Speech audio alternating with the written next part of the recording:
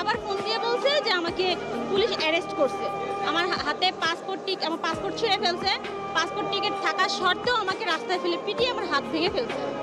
এই কথা শুনে আমরা আসার পরে থানা আমাদেরকে কোনোভাবে দেখা সাক্ষাৎ করতে দেয়নি।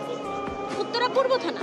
আমরা রাত্রে আপনার 3টার দিকে একবার গিয়েছিলাম বিকালে, আবার রাত্রে 9:30টার দিকে গিয়েছি, আবার রাতে 1:30 বাজে গিয়েছি। যাওয়ার পরে তারা কোনোভাবেই দেখা সাক্ষাৎ করতে দেয় না। আবার বলছে 40,000 টাকা নিয়ে থানায় যাওয়ার জন্য।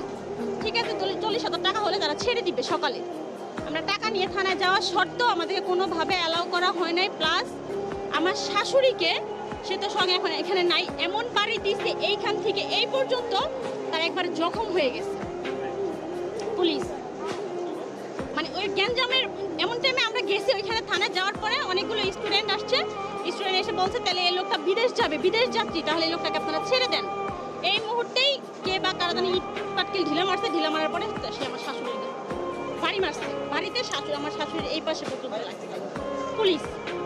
তারপরে বললাম যে আপনারা 40,000 টাকা নিয়ে আসতে বলছেন, আমি 40,000 টাকা নিয়ে আসছি, তারপর আমার হাজব্যান্ডটাকে ছেড়ে দেন। আমার বাচ্চা বারে বলছে যে আমার বাবাকে একটু দেখতে দেন, তাও দেখতে দেয় নাই। আমার পাসপোর্টটা ছিঁড়ে ফেলানোর কারণটা কি?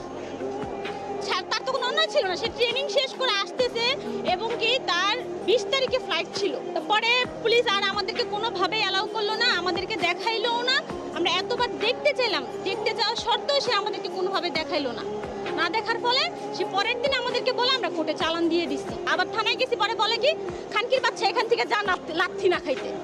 তা আমাদের এখানে অন্যায় তো কোনো অন্যায় ছিল না।